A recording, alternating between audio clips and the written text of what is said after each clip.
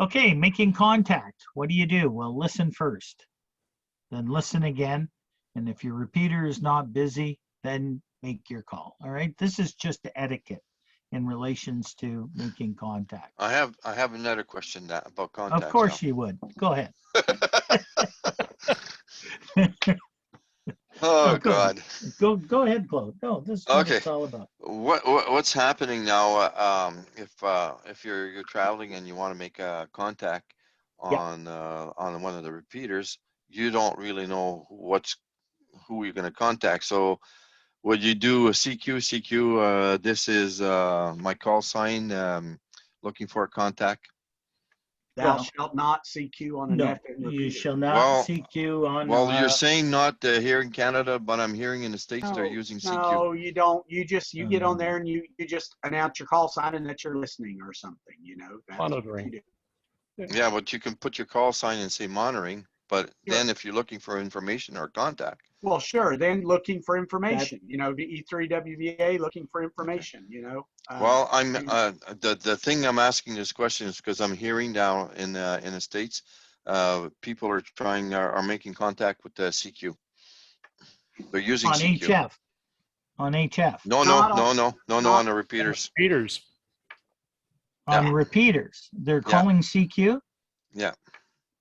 If Who's they're trying to make a contact while they're moving around, they'll say CQ, CQ. This is V3 maybe during a contest or CRX something like looking that. for a Generally contact. speaking, that's totally against that's the not. Well, grain. apparently it isn't. I don't know. It's just Well, that's why I'm you asking can't- the question. If you It's use probably the against States the for a rules here in yardstick, Canada, but I don't know if it is in the US. I Just don't because know. they do it doesn't make it right.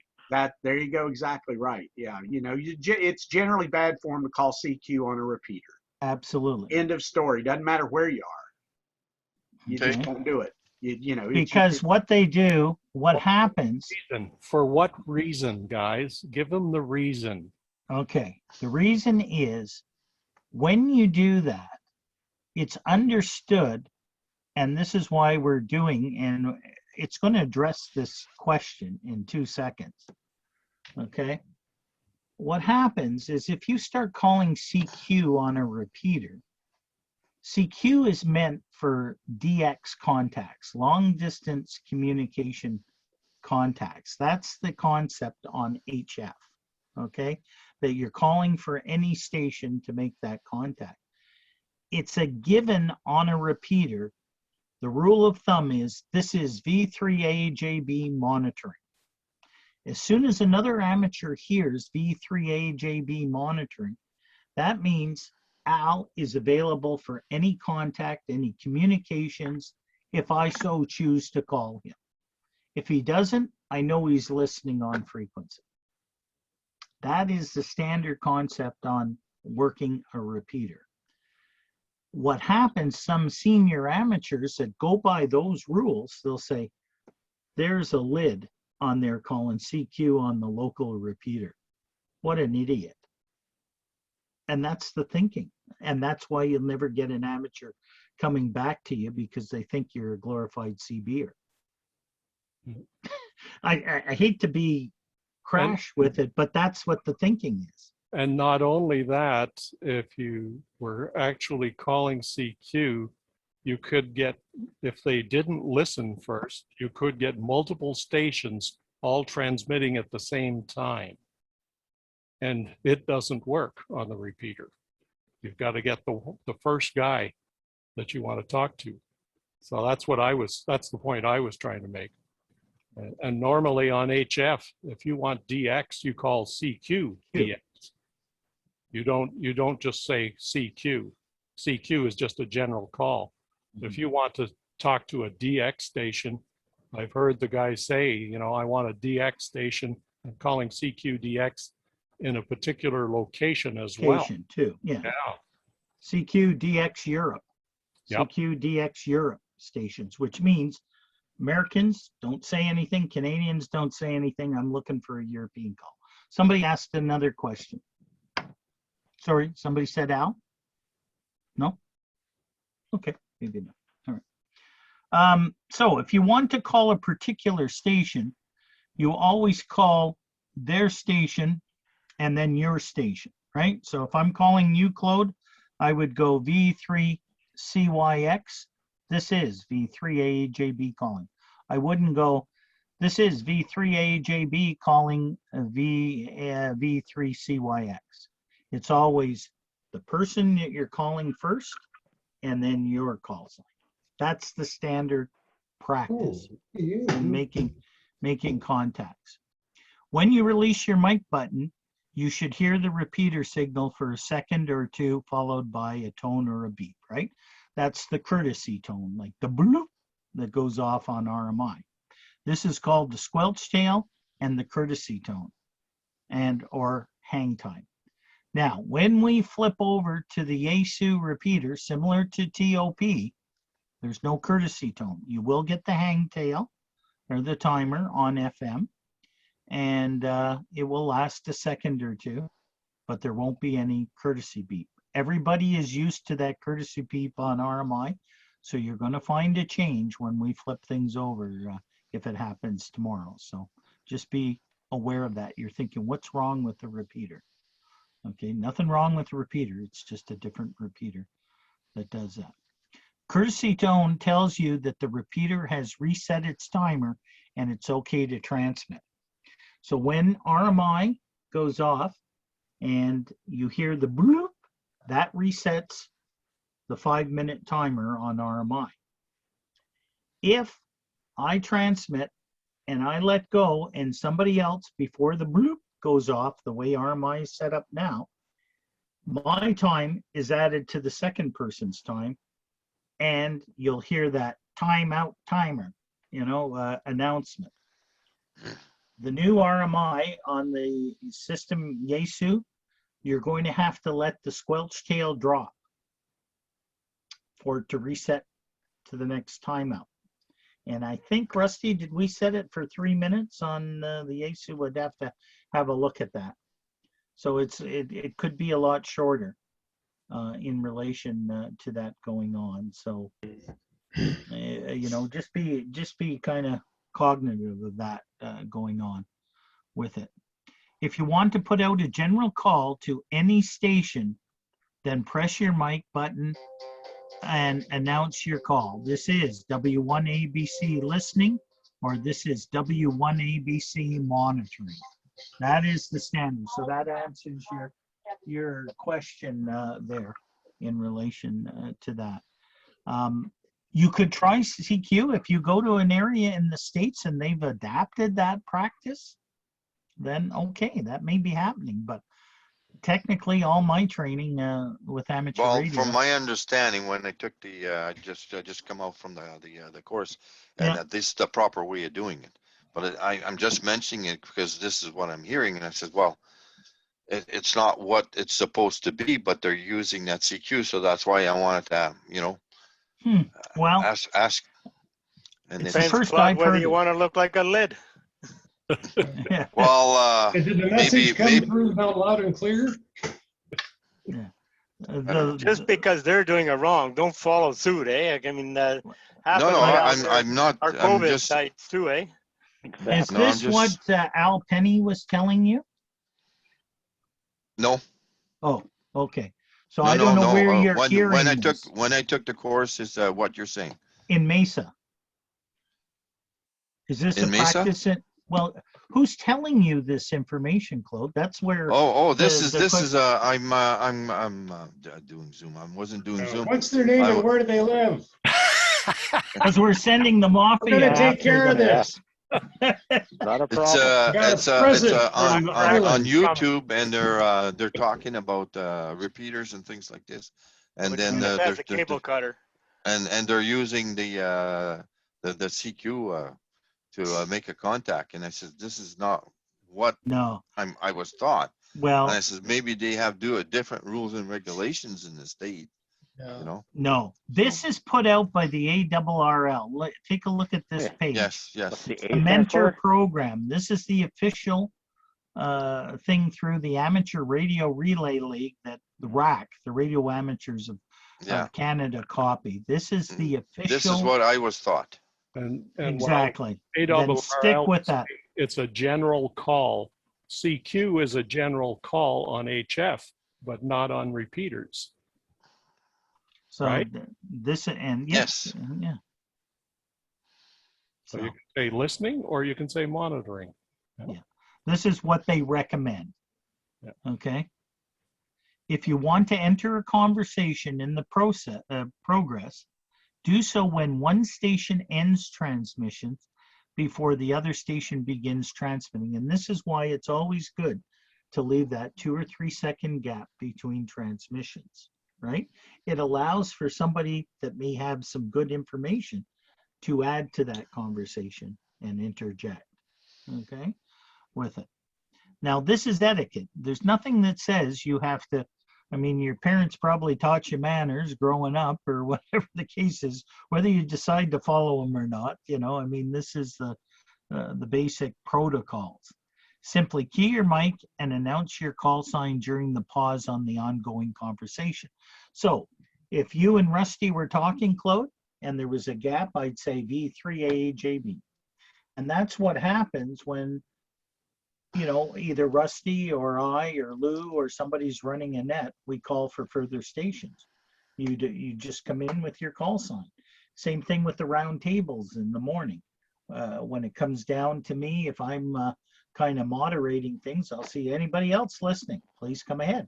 And the majority of people come in, yeah, VA3TSS. Then I know Tom is on there and he adds to the list to join us with it. Do not use the word break. This is usually reserved for emergencies, all right? And what they're trying to do with the ARRL and RAC and everything is we're trying to get away from the CB component, you know, breaker, you know, and all this type of stuff. There is protocol to make it sound more professional. And the reason behind this is that if we get involved in ARES, Amateur Radio Emergency Service Communications, and we're working with other non-amateurs, whether it's police, fire, ambulance, road crews, other shelter workers, the Red Cross, Safety Canada, whatever organization, right? They're not trained in using the breaker and hey good buddy and all that stuff. That's why it's frowned upon in relation to amateur radio contact, because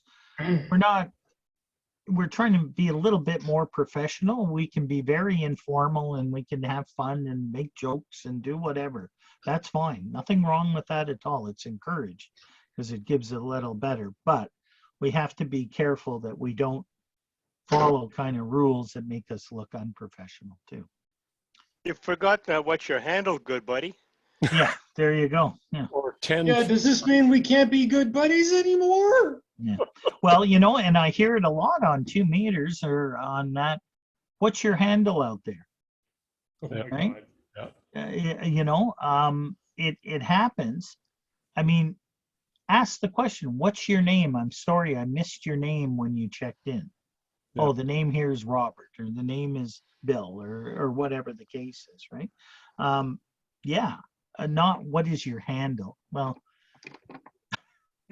you know, I mean, yeah, exactly. I That was usually come in and say, well, I don't have a handle, but I do have a name. Yeah, exactly. Yeah. My wife says I've got a couple of handles right on the side here, but anyway, that's it. But Oh, who does that? yeah. But the Let's not word get break personal is, there, eh? yeah, this is usually reserved for emergencies, right? So, I have handles in a spare. yeah, there you go. Well, It's a proper some- etiquette to only enter a conversation if you have something constructive to say. right? Al, some of Yes. us in the mornings and during the gathering have heard somebody say contact in between conversations. Yeah. So that's something similar that we've been using, but I guess it's not completely Well, allowed. I mean, the contact is basically you want to talk to a specific station. Okay. Well, it's basically it's replacing the word break in CB. Mhm. True. That's what's been Like happening. in CB, they say break. Well, and they're telling you here, if you wanted to come in, Claude, just give your call sign. Yeah. Yeah. That tells me, oh, Claude's on frequency and he wants to join us. It's basically it. Making contact Janice or can not. even run it. I'm sorry, Janice, I'm sorry, I missed it. So simple, even Janice can grasp that, you know? Well, there you go. Okay. I have it on If paper. Yeah. If other operators do not recognize your call, or if people are not responding to you, make sure that all of your settings are correct, okay? Which is standard. Make sure, am I actually transmitting? Sometimes what will happen, and it happens to all of us, we're on the other side of the radio, not realizing we're not keying up on the repeater because we have dual bands. We're picking up a wrong microphone. Yep. Or you don't have your duplex set properly. And if I, as a net controller, happen to hear you direct, right? The other thing is if you key up and you don't hear that now, this is going to confuse things because we're going to switch the repeater shortly. But if you didn't hear that bloop on RMI, you know you're not keying up the repeater, right? So little things to, but you know what? We usually work through that, and I'll go back and I'll say, hey, you're coming to me simplex, check your plus or minus switch there. And then all of a sudden somebody will come back and they'll be through the repeater and everybody will be heard that way. And I again, turned up my volume. Can you hear me now? yeah, there you go, John. Especially check your offset and PL tones. Right? Or they just talk louder? Well, and this PL tones is very important because if you get into the simplex node on RQQ, or use one of the other repeaters that have a PL tone, you're not going to bring it up, right? And you keep keying, you check your offsets, right, and everything else like that, but you have to know if there's a PL tone or not. So with it. Before making a rash assumption that the other operators are rude and they're ignoring you, have someone else go over your settings with you, okay? And that, now, what I have heard, and you may have got this, Claude, from calling the CQ, it is unfortunate, but it does happen with some clubs that if I don't recognize that call sign, I'm not going back to that person. And that is sad because as amateurs, we're open to everyone. And some of you may hear me on the repeater all the time. It's not because I want to gain control or do whatever, but if I hear somebody calling, whether it's Rusty going between his calls or it's somebody out there, okay, I will go back to that person because we're known as a friendly repeater. And that with it, to let people know, you know what, you're out there, you're driving along the highway, somebody's out here listening if you need help or whatever the case is, right?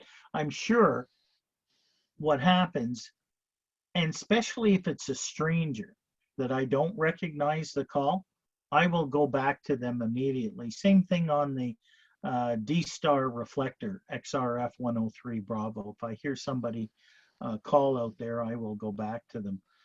It's just, that's the way we used to do it. When I was working full-time, I didn't have the luxury of being able to do that. We had long-time people in the club, Lorraine Ferguson, B3LBF, Little Brown Fox. She was by her radio 24/7, and you knew if you called out, she would come back to you. Jack Carmichael, BA3JKC, when he retired, he was by the radio 24/7, and if you called out, he would come back to you. And you know what? That's what makes the repeater. If you call out and nobody comes back to you, even though you know there's 15 people listening. Now, yeah, you may be busy, you may be on the computer, you may be doing something else. You don't have time to come back, and that's understandable. But that's why it's, don't assume that people are being rude. And that, make sure your radio is working correct. And if you hear somebody that you're not sure and you have the time, then give them a call and say, yeah, you're coming through fine. Everything's good. Just protocol, etiquette, right? Listen, Al, yeah. you mentioned 103 Bravo. I don't think I've ever heard anybody say monitoring or listening. Usually it's they're doing a test or something like that. What would be the etiquette for a node like that? Well, if you turn it on, you will notice, and you'll probably see if you check the dashboard, you will see my call sign and the timestamp beside it. Every morning when I flip on XRF 103 Bravo, I key up and say V3AJB monitoring. And I've had people come back to me, Andy, are you on? You still on here? Did Andy leave us? Oh, he must have left us. Okay. Oh no, Andy's still there. He's just is muted. Andy always comes back to me when he hears me. I'm here. Yeah, you've heard me say Oh, V3AJB. absolutely, Yeah. yeah, absolutely. So, yeah, it's used on. You got to listen more, Ted. Get off the lawnmowers. Get back in the house, buddy. Don't do all out that outside work. The hell with that stuff. Sit or by in- your radio all day long. Or install a radio on your lawnmower. Lawnmower, yeah, there you There you go. Got it. So the etiquette is there, same thing on D-Star or System Fusion or whatever the case is. Again, listen, and then listen, and some more, right? See what's happening on the local repeaters. Do not chunk the repeater, right? It happens. It'll never stop. It's been going on for 30 years since I've been on the thing. Everybody chunks it to see if it's working in the morning, right? Yes, it is working. And if you hear the announcements coming back, you feel a lot better and saying, oh, good, RMI's working. This is simply keying the repeater and not saying anything. It's not only is it annoying, but it puts undue wear and tear on the equipment, which can happen. And we've heard it on RMI where somebody's keyed up, unkeyed, keyed up, unkeyed, keyed up, unkeyed, right? It's somebody, and I think what was happening, we don't hear it as often because we've got the antenna new and we've got the Helix. But before, when we were having problems, the receiver was still hearing it, but people weren't hearing the repeater. So they were keying up to see if they could hear anything coming back, right? And they kept doing it and doing it. And then we'd get the odd person saying, yeah, you're out there, you're keying the repeater, why don't you ID, and that with it, right? So again, nothing wrong with saying V3AJB testing. And I do that occasionally if I'm testing some of my hotspots or something that way, just to make sure I am getting through and people know I'm there, okay, with it. So it does occur, and again, this is just etiquette and proper operating procedures. If you do not want to test if you do want to test your equipment and see if your settings are correct and you are getting into the machine, then of course give your call sign and say testing, V3AJB testing. This is good practice and not to make a habit of this, right? You don't want to. And I've addressed the odd individual, okay, and we all know who that odd individual that used to test 24/7, 15 times a day, right? It gets annoying, right? Like, why are you testing that much? You are hitting the repeater, you're getting in. You don't have to keep testing every 2 minutes, right? Etiquette, don't time it out. I'm the first offender for that.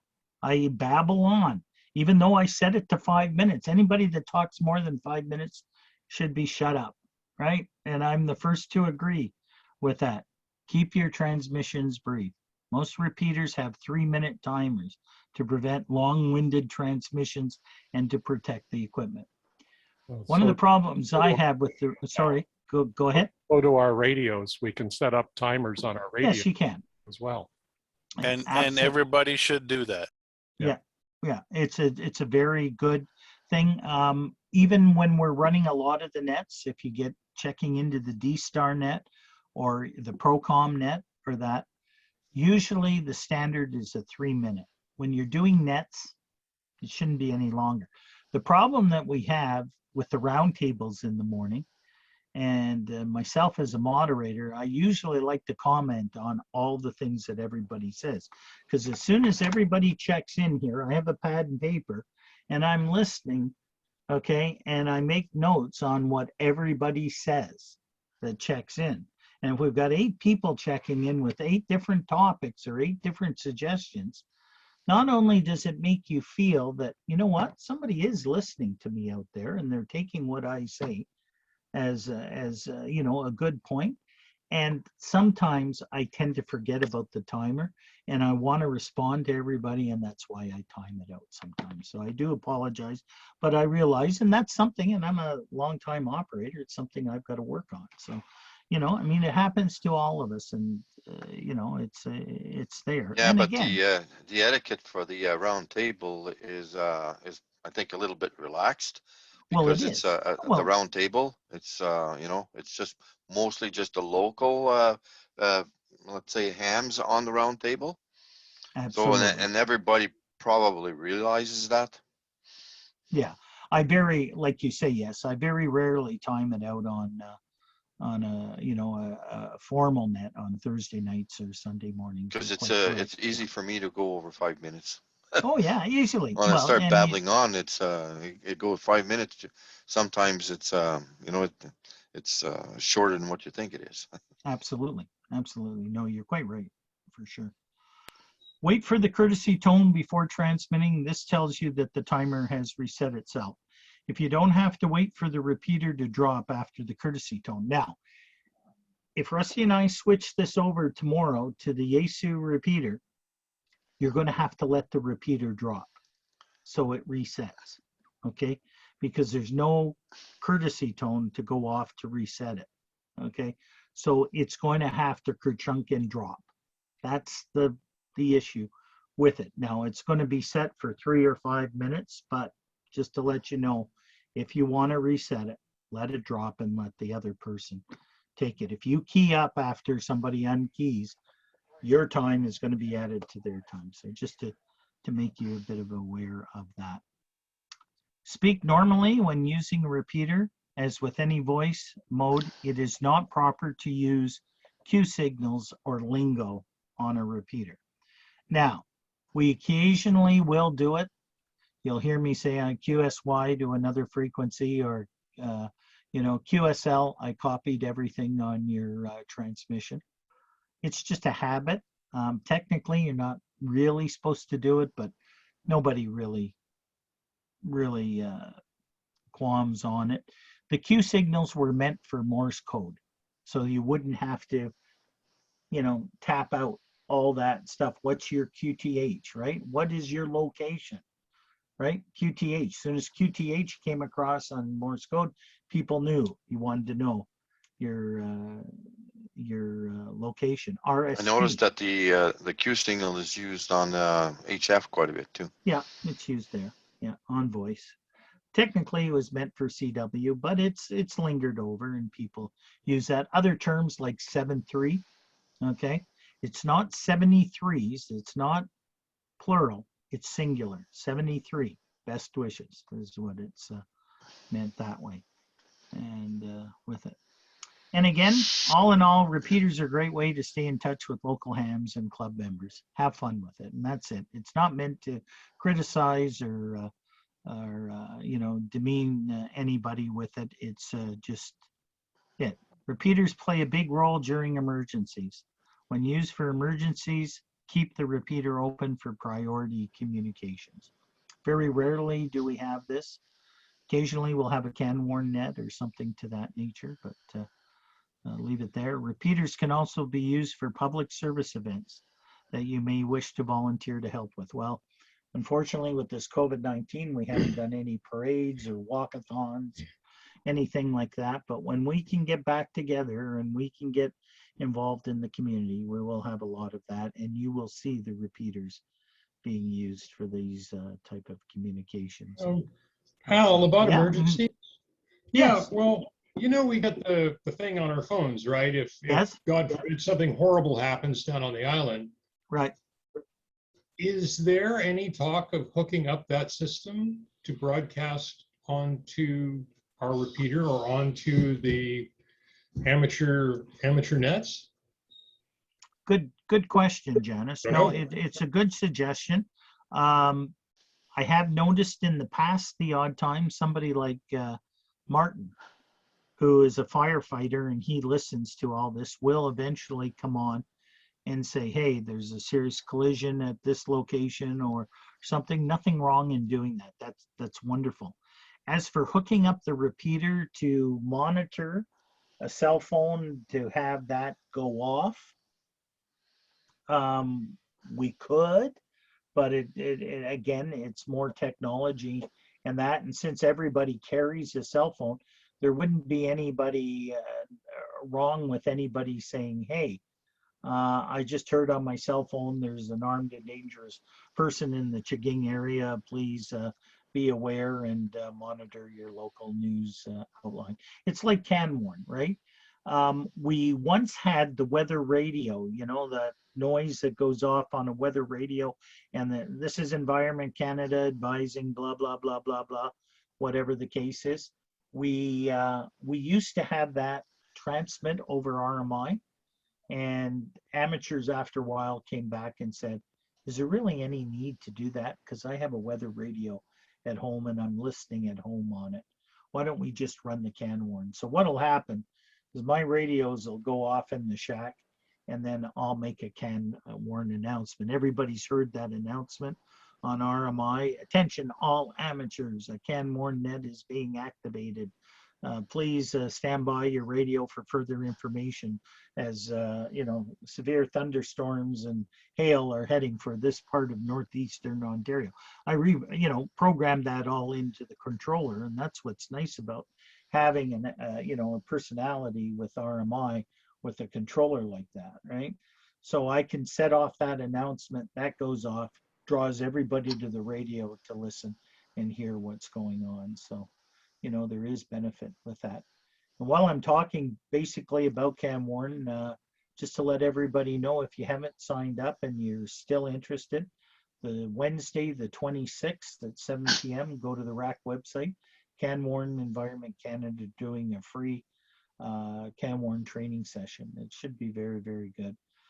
And that with it. So just to keep you Zoom updated will that way. be a little busy that night. Yeah, well, so the last I heard, we had over 300 signed up, so across Canada. So it'll be a big thing, which is good to show us the interest, right? Yep. Make sure that you've registered with the event coordinator before joining any type of, excuse me, or organized communications for an event, right? So, I mean, that's standardized with an emergency situations.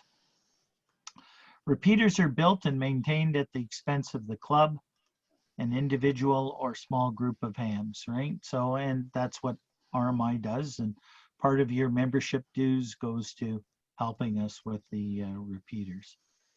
While not required, it's a nice gesture to support the sponsor of a repeater that you're frequently used by joining the club or making a donation, right? So, and we get a lot. Like I was just floored at knowing that over 90% of dues were paid by April of this year. That's just wonderful, everyone. And thank you so much for that. It's great. Again, different publications. The ARRL handbook is an excellent information tool with it. Travel Plus for repeaters that we talked about. Excellent. You can get that through the ARRL. The repeater directory comes out every year, has all the information in there. Operating manual, another great source of tools. Now you're talking all about amateur radio and dealing with emergencies and communications. First license, and that's just the mentor. So that's the presentation that I had, a little bit on the etiquette